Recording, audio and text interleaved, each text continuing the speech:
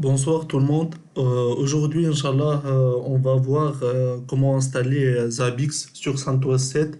Zabbix, ce fameux logiciel de supervision, on va voir par étapes comment on va l'installer sur une VM CentOS 7.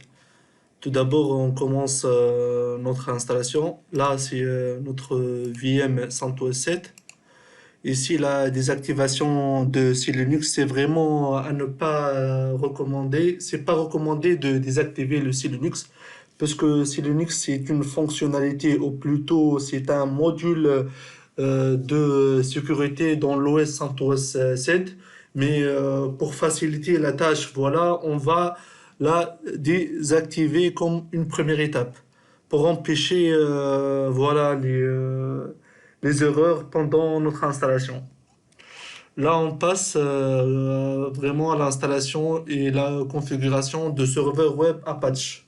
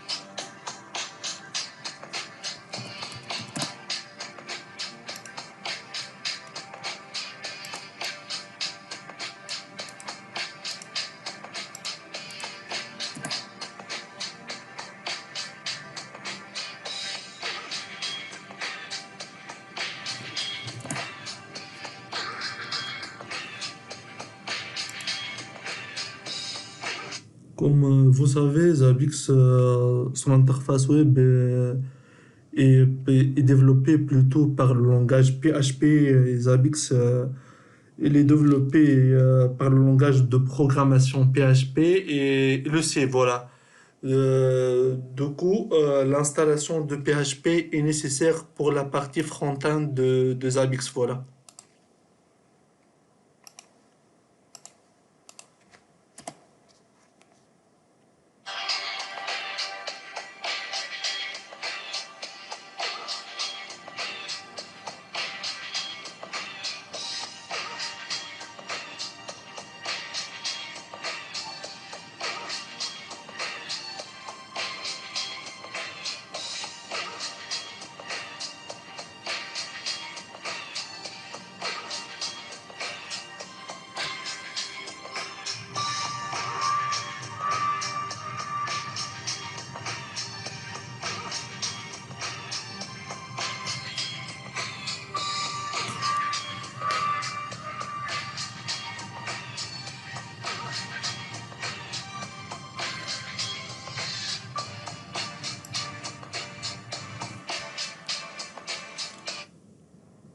Là, s'il vous plaît, on va éditer le fichier php.ini pour définir notre time zone.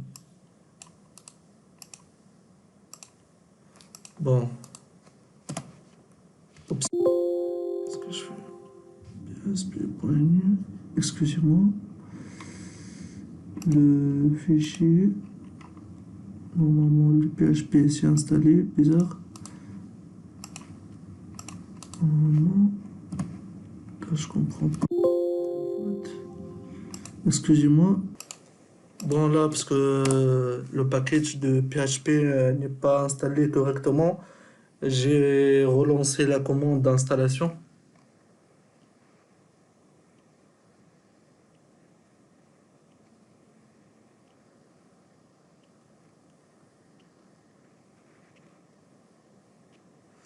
Bon, je vais voir est-ce que je peux maintenant modifier le fichier php.ini. Le voilà. Bon, je fais une recherche pour time zone. Voilà. Pour mon cas, ça dépend de votre localisation. Moi, je vais mettre Africa. Voilà, Tunis. Après cette modification, je fais le sauvegarde. Et voilà, c'est sauvegardé. Là, si je cherche pour le, pour le time zone, je vais trouver, voilà, Africa Tunis parce que déjà, c'est modifié. La modification a été là, je quitte. Après, voilà l'installation de MariaDB.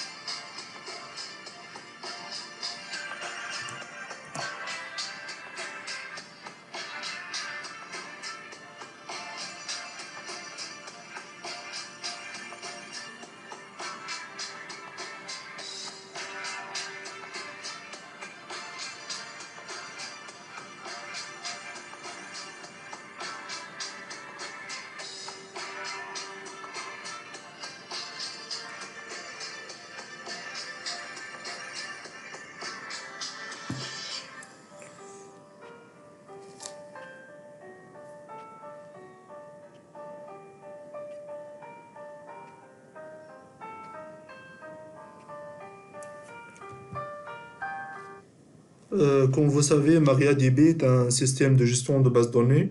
Il s'agit d'un fork communautaire de MySQL, voilà. Voilà, ici on va starter le service de MariaDB. Bon, il faut l'enabler tout d'abord.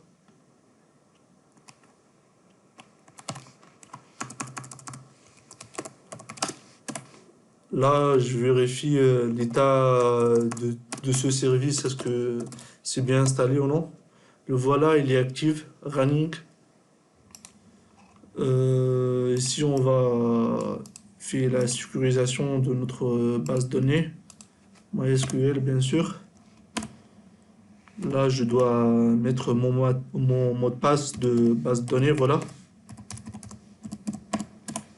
Je le retape pour la confirmation.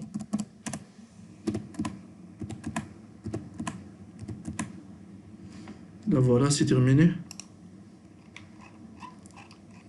Là, je vais vraiment créer la base de données pour mon serveur Zabbix. Ici, MySQL-U route-P, c'est pour voilà, pour la connexion aux bases de données, au serveur MySQL, voilà. Je tape mon mot de passe que j'ai déjà créé là. Là, je vais créer ma base de données Zabbix. Je vais, voilà, je vais la nommer Zabbix, identifié par ZabbixDB. Je vais mettre ZabbixDB. Je vais ajouter create, voilà, create database ZabbixDB. C'est simple. Là, je vais créer mon user. Bien sûr, là, je vais mettre mon mot de passe. Bon, là, c'est pour l'apprentissage, c'est un test vraiment banal. Je vais mettre mon mot de passe, Ayoub. Hein. Voilà, c'est fait. Après, je vois donner tous les privilèges à ce user. Grant all privilege.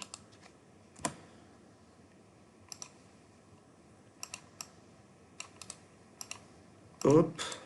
Là, je quitte. Puisque c'était bien configuré, Inch'Allah.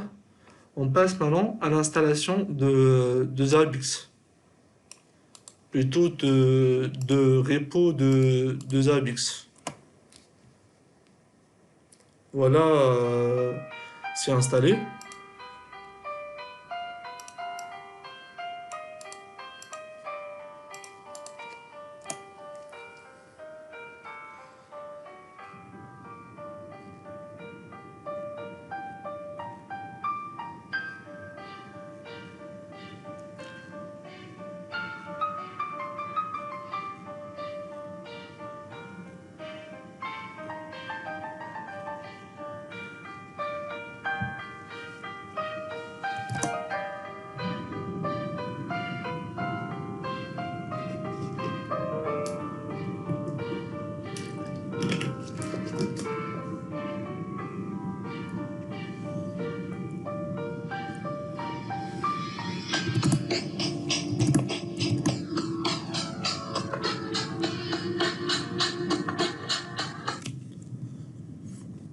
Je termine l'installation.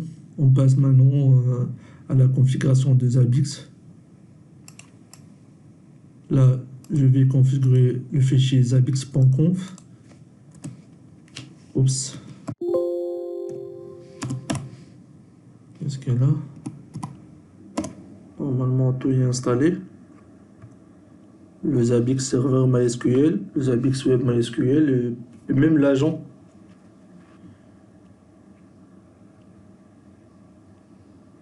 Parce que là, j'ai pas trouvé mon fichier zabbix.conf. Bon, là, il m'a dit que il m'a listé plutôt les packages installés. Tout est bien installé. Oh, il faut que peut-être je redémarre le service HTTPD. Voilà, c'est bien restarté. De plus, je vais vérifier son état. Status, voilà. Bon, il est actif. Oups. Non, non. Il faut que je... Qu'est-ce que je me raconte? Les habits. J'ai pas trouvé. Ah, regardez cette bêtise, s'il vous plaît. Là, VI, slash UTC, slash double H, HTTPD. C'est vraiment de n'importe quoi que je fais, excusez-moi là. Je suis très fatigué. Voilà. HTTPD. Là, hop, c'est notre fichier de conf de Zabbix, excusez-moi, vraiment. Là, je vais décommenter cette ligne. Je vais mettre mon time zone. Là, comme j'ai déjà dit, Africa, Tunis. Excusez-moi, mais là, je dois faire attention à ces valeurs parce que max execution c'est 300, memory list, post max size. À ne pas toucher, s'il vous plaît plutôt. Là, je termine mon installation. J'ai déjà configuré le fichier zabbix.conf. Je restarte encore une fois le service HTTPD. Voilà, c'est restarté. Là, je vais le package d'installation de Zabbix dans un fichier SQL contenant un schéma initial de données pour le serveur Zabbix avec MySQL. D'accord. Là, je fais clear. D'accord. Bon, il se peut, la version, c'est pas la même. Je vais voir. Hop, Zabbix. MySQL. Zabbix serveur. MySQL, voilà. Ici, 4.0.20. Dans le doc de l'installation, c'est MySQL 4.0.14. C'est pas la même version. Alors, on doit faire attention. Là, je vais importer le schéma de la base de données. C'est l'importation plutôt du fichier dump MySQL. Là, je tape mon password de la base de données MySQL. Là, je vais faire la configuration du fichier encore zabixserver.conf.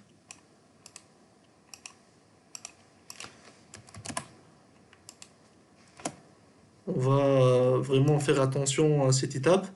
On modifie les paramètres suivants. DB host, c'est localhost. On va DB host. Je vais décommenter cette ligne. Après, je passe à rechercher DBName. Pour mon cas, ma base de données s'appelle ZabixDB. À vous le choix de nommer votre base de données. Voilà, je vais chercher DBName. DBName. Voilà, DBName, c'est pour mon cas, c'est pas Zabix, c'est ZabixDB, voilà. C'est ZabixDB. ZabixDB. Voilà, DBUser. Voilà. Maintenant, c'est DBUser. DBUser, c'est vraiment. Pour mon cas, je crois que c'est ZabixUser. Je l'ai. Voilà, ZabixUser. Puis le mot de passe, DB password. DB password. Voilà. DB. Sinon, je vais mettre mon password, mais là, c'est tout en clair, mais parce que voilà, c'est pour l'apprentissage, c'est un test. Oups. Qu'est-ce que je fais moi? Je vais refaire. Excusez-moi.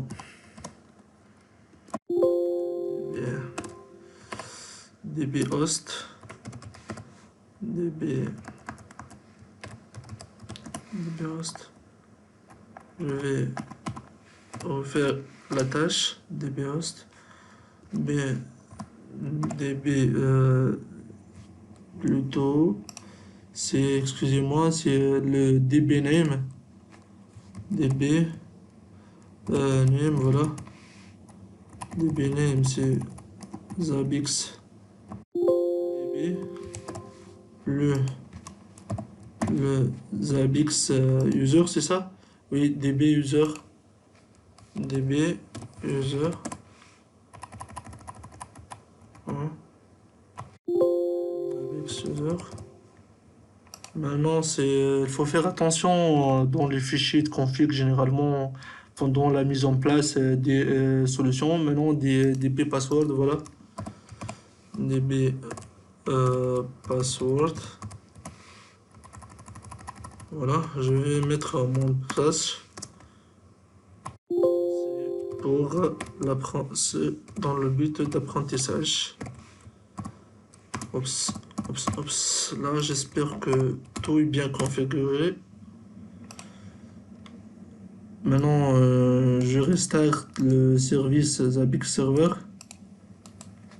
Hop, c'est restarté. Je vérifie son état. Status. Là, j'espère qu'il fonctionne. Voilà, il fonctionne vraiment. Maintenant, je passe à l'étape, c'est de configurer la partie front-end, la partie plutôt web de Zabbix, voilà. Je vais vérifier mon adresse IP, voilà. Voilà, c'est là, c'est l'adresse de mon VM CentOS. Je vais là taper HTTP 192 168 182 136 là et Zabbix. Là voilà, welcome to Zabbix, la version 4.0. Voilà, next step. Là tout est ok, bien. Là, je dois configurer mon DB connection. La base de données, c'est ZabixDB, ZabixUser, mon password. Bon. Là, c'est vraiment indiqué dans le guide. Inch'Allah, je vais le mettre avec le tuto.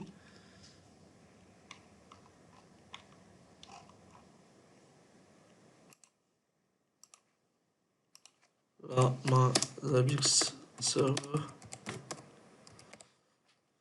Puis next step. Là, tout est bien configuré. Voilà. Hop. Par défaut, pour le login de Zabbix, c'est admin. Voilà. Excusez-moi, admin et mot de passe, mais il faut la changer. Le mot de passe par défaut, c'est Zabbix. Voilà. C'est notre interface, notre dashboard de Zabbix. Mais notez bien, c'est la version 4. Aujourd'hui, nous sommes le 12/5/2020. Ça existe, la version, ça y est, la version Zabbix 5. Mais là, j'ai installé la version 4. Voilà, la version 4 de Zabbix. Dans une autre vidéo, Inch'Allah, je vais installer la version 5. C'est sûr qu'elle contient plus de fonctionnalités que les anciennes versions des Zabbix. Allez, au revoir et merci pour votre attention. Pour toute question, n'hésitez pas plutôt à me poser des questions et merci.